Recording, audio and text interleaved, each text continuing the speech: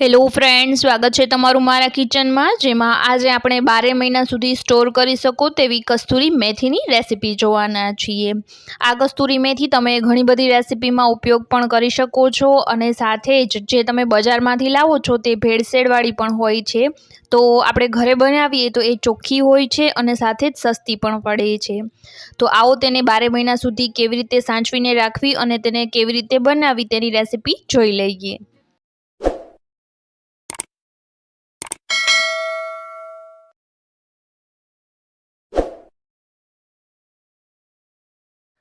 કસ્તુરી મેથી બનાવવી બહુ જ સહેલી છે અને વળી અત્યારે મેથીની સિઝન પણ આવી ગઈ છે, તો અત્યારે મેથી ખૂબ સારી મળે છે અને સસ્તી પણ મળે છે।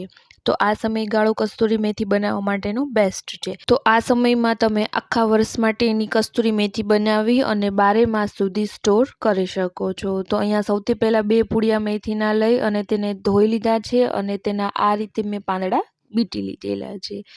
તો ડાળખા આપણે દૂર કરી અને પાંદડા આ રીતે કાઢી લેવાના છે અને હવે આપણે તેને તડકામાં સૂકવી દેવાની છે। તો 4 થી 5 દિવસમાં એ રેડી થઈ જાય છે।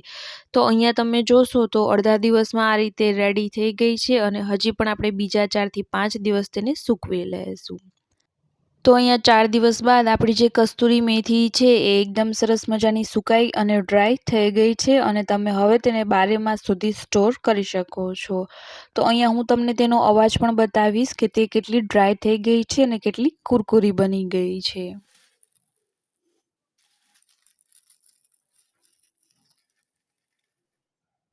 તો આ રીતના તેને આપણે ચોળીએ અને એકદમ ભૂકો થઈ જાય સાવ મેથીનો એ રીતની ડ્રાય થઈ જાય ત્યાં સુધી આપણે તેને તડકામાં સૂકવી લેવાની છે।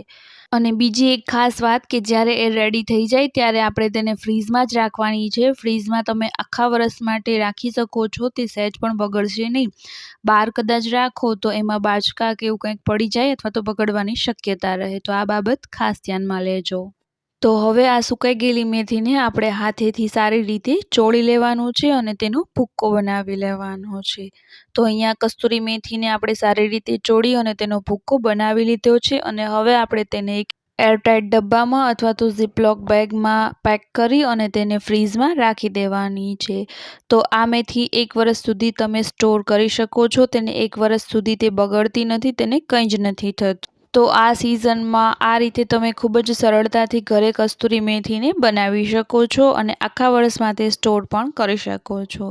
જે સસ્તી તો પડે જ છે પરંતુ સાથે ખૂબ જ ચોખ્ખી પણ હોય છે, કારણ કે બજારમાં જે કસ્તુરી મેથી મળે છે તે ભેળસેળવાળી પણ હોય છે, જ્યારે આપણે ઘરે બનાવીએ ત્યારે એકદમ સાવચેતીપૂર્વક સફાઈપૂર્વક ધ્યાનથી બનાવીએ છીએ, જેથી એ ખૂબ જ ચોખ્ખી પણ હોય છે।